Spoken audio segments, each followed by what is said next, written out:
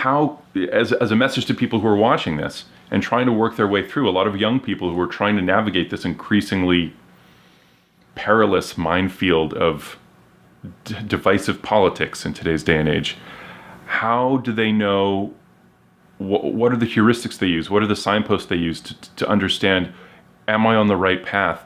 Is what I'm being taught or is what I'm being attracted to politically motivated from a sense of what's actually best for the community that I'm nominally caring for? Well, that requires, you might say, well, that requires careful meditation and prayer.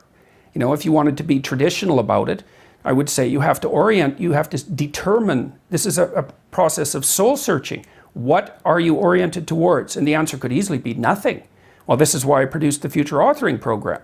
You got to be oriented towards something, because otherwise you're disoriented. You just spin around in circles and then you suffer. And so do people around you. It's not a good solution. Orient yourself towards something. You have to figure out what it is. What will work for you? What goal would justify the suffering of your life? Start trying to piece that together. You're going to get better at it. But it's a personal process. And you should use your education to inform that. So you need a personal place to stand, because otherwise you're going to be handed a place to stand on a plate. And it may be one that makes you a puppet of someone else's goals. So I would say, you know, what are the processes? Well, I think what I've recommended to people is clean up your room. That's a good start. Organize your local landscape. Schedule your time. Start taking control of yourself. See if you can stop saying things you know to be lies. That's not the same as telling the truth. You don't get to do that to begin with because you're not good enough at it to even attempt it in some sense. But everyone can stop saying things they know to be falsehoods. They can use their own damn definition of falsehood. Right, but in your definition, importantly, I think, in your definition, falsehood includes the higher level moral truth. Yes, it's living wrong. You can say something that is literally true, but of course, like you said earlier, it's a black truth in the sense that at a moral level, you're saying something to cause a social effect that is actually negative. I would say, stop saying things that violate your conscience instead of stop saying things you know to be untrue, because we run into the truth problem. But I would say, stop. Here's another idea. Stop saying and doing things that make you feel weak.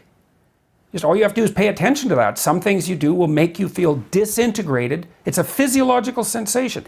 Disintegrated and weak. It's something that Carl Rogers commented on. He thought about that as part of, now I can't remember the word. It's something like integrity. But that isn't the word he used. But some things improve your integrity and some things disintegrate you. Now, the things that disintegrate you, you often do to impress other people, or because you're taking a shortcut, or you're escaping what you know to be your moral obligation. And your moral obligation stems naturally from your aims. Like once you have aims, you have moral obligations. They come together because the moral obligation is what you need to do in order to obtain the aim. So, and if you don't have an aim, well then you're aimless, so that's not a solution. So along with the aims come the moral obligations. Then when you violate the moral obligations, you'll have a sense of that violation. It's like, well, you have to stop doing that. Or that's something you could do. You don't have to. You don't have to do any of this. But I would say that's where people should start. You start small. It's not small. You think it's small. It's not small. I had a girl come up to me last night at the end of my talk, and this happens all the time. She said, I started cleaning up my room last year and it completely changed my life. She said, your room is an externalization of your mind. And that's right. That's exactly true. To the degree that you're in your room, the room is you. Now, that isn't how people think, but that's okay.